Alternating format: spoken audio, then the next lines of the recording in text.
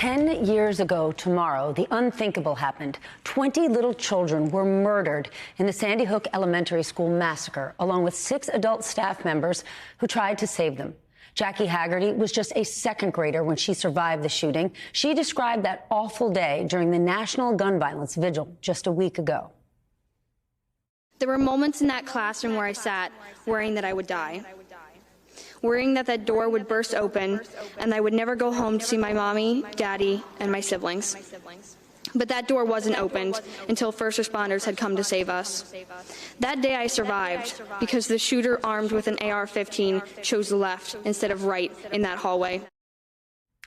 Jack is now a senior at Newtown High School and a member of the Junior Newtown Action Alliance. She co-produced the video series, Dear World, Newtown. Photographer Robert X. Fogarty is also with us. He founded Dear World, an organization committed to the power of personal stories. For the Newtown Project, 10 Sandy Hook survivors interviewed each other about their lives ahead of tomorrow's 10-year anniversary. I'm so glad you're both here. I'm appreciative you did this project. Jackie, you're a triplet.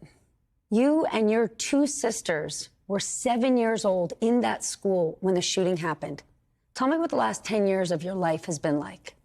I think first, I want to thank you for having us on just so that we can kind of share our experience. But I think the 10 years have been very difficult for us, seeing that we've grown up with this trauma, and especially, you know, multiplying that by 3. It's hard for anyone to go through that. And then 3 kids at once, it's been the unthinkable.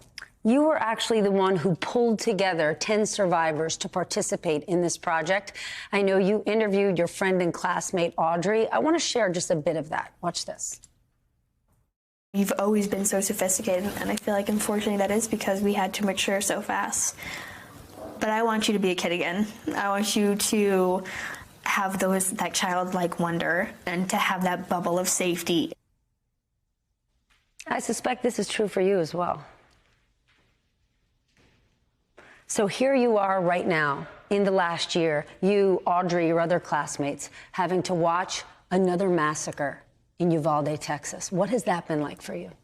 For me, I found out when I was actually at a different school. I was at a field trip, and I came home and I found out, and it was devastating because I had made a promise to myself that no one else would have to go through this, and then here we are 10 years later, and it happened again.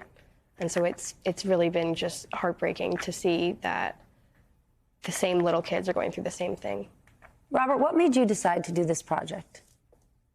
Again, thanks for having us, Stephanie. You know, I think the 10-year anniversary for Sandy Hook hit all of us. And I just knew that we approach sensitive topics in a way that I think really takes care of putting the voices of the participants first.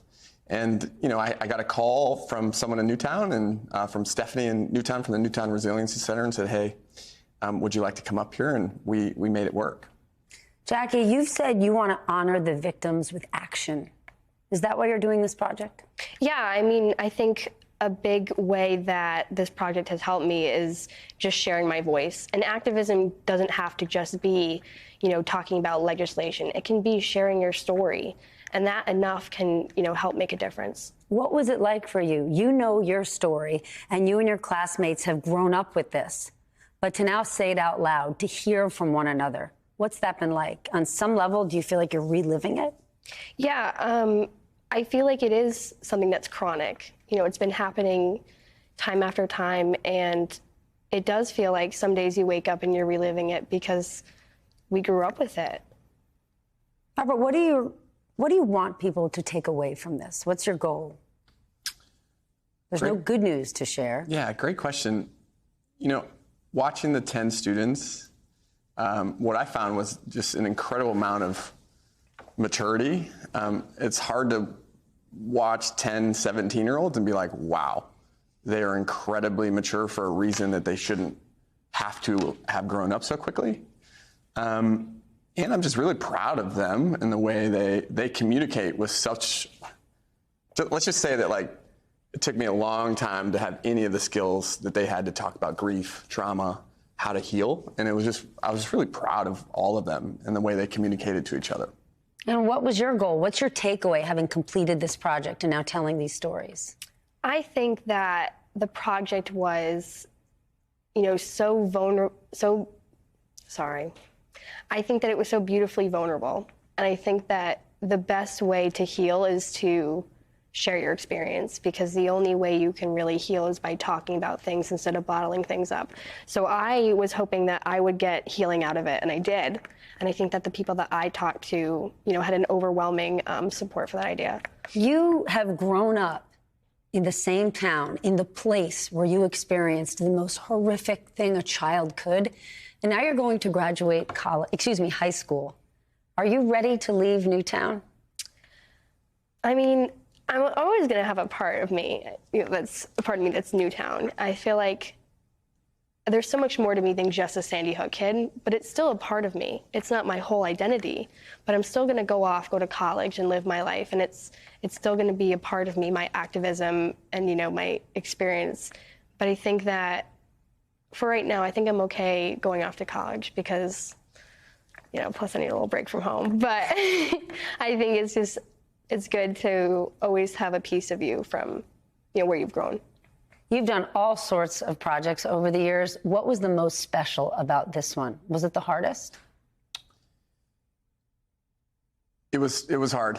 And I was also just kind of overwhelmed with the transformation of 7-year-olds to 17-year-olds. And it was so special to see them care and love for each other.